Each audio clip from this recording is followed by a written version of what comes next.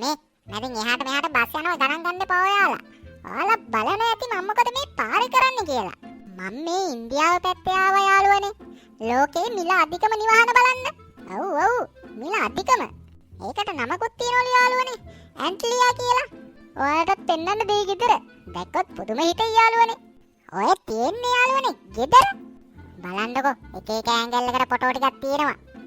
ඔයාලා ඉතින් දැන්ටවත් දන්නේ නැති මේ ගෙදර කාගේද කියලා. ඔව්.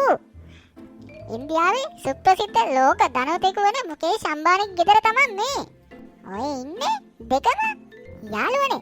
ඔයාලා දන්නවද මේක මහල් 27කින් යුක්ත වෙනවලු. ඒ වගේම යාළුවනේ හෙලිකොප්ටර් බාන්න හෙලිකොප්ටර් රංගන 3කුත් තියෙනවලු. කොහමද නේ? ඒ වගේම යාළුවනේ ඉහළ තට්ටුවේ මෝටර් රථ 200කට එක්වර ගායල් කළ හැකි වාහනාංගනයකුත් තියෙනවලු. ඒ වගේම යාළුවනේ ආකාශ උයනම් සුපිරි සම්භාන ශාලාවක්, සිනමා ශාලාවක්, සම්භාන මධ්‍යස්ථානයක්, දෙවියන්ට වැඳුම් පිදුම් කිරීමට හැකි මන්දිරයකින්ද සමන්විත වෙනවලු මේක. කොහමද නේ යාළුවනේ? පට්ට සයිස් එකකින් මේක. කොහමද ගේ ඇතුලේ රවුමක් යන්න හම්බුනොත් ඔයාට? යනවනේ. අනිවාර්යෙන් එකෙන්ම යනවා. ආ දන්නවද යාළුවනේ? මේක හදන්න මුළු මුදල ඇමරිකානු ඩොලර් බිලියනයක් බවට සඳහන් වෙලා තියෙනවලු ඉතින්. මේ හැමදේම මම වීඩියෝ වල දාන හැමදේම ඉතින් යාළුවනේ ඉන්ටර්නෙට් එකෙන් අරන් දෙනේවා. හොඳද? ඒකින් ඉතින් අවුලක් හිතන්න එපා. මොකක් හරි වැරද්දක් තිබ්බොත් නිවැරදි කරලා කමෙන්ට් එකක් දාන්නකෝ.